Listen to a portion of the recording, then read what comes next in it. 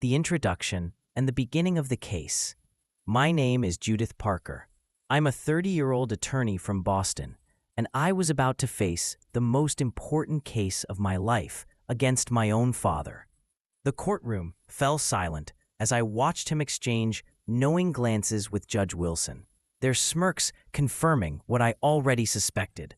They thought they had won before we even began.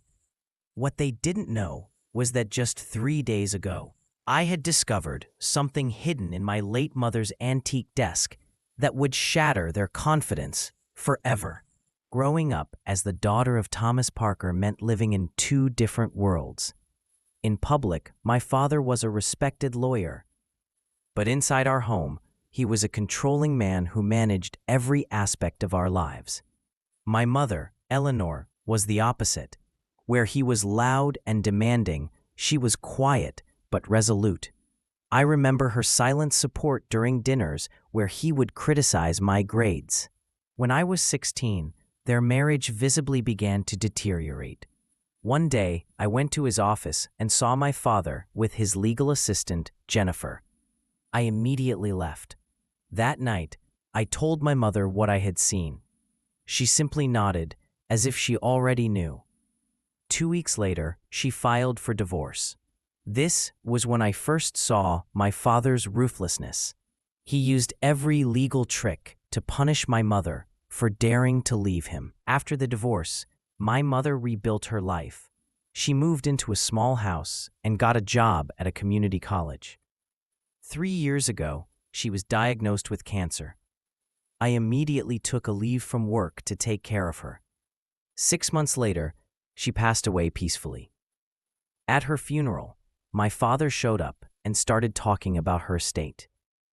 "I'm concerned about Eleanor's mental state," he said. It was then I realized he wanted to take even the little she had left me.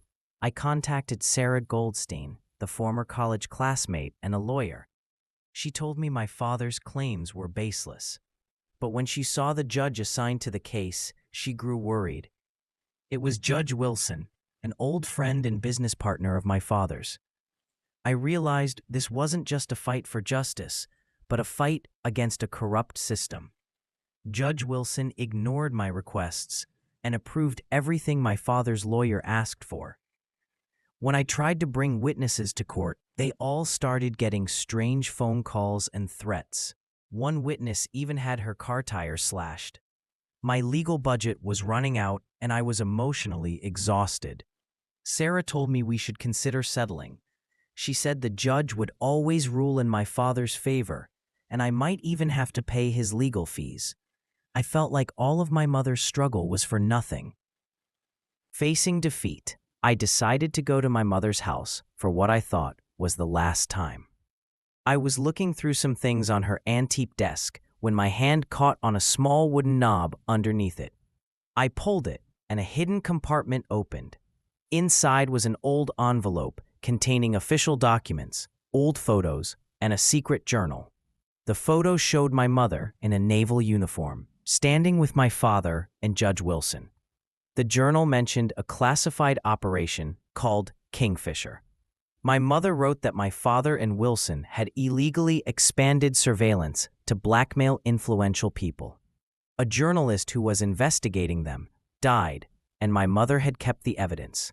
She also wrote that a code, Autumn Sentinel, was proof of her involvement. She hadn't used this information during the divorce because she didn't want to endanger many innocent people.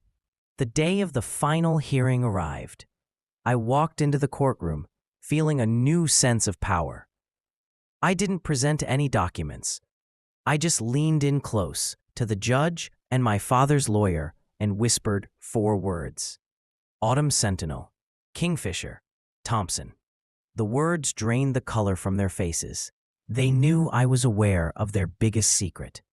The words changed everything. The judge immediately stopped the hearing. The next day, the case was dismissed. Within a month,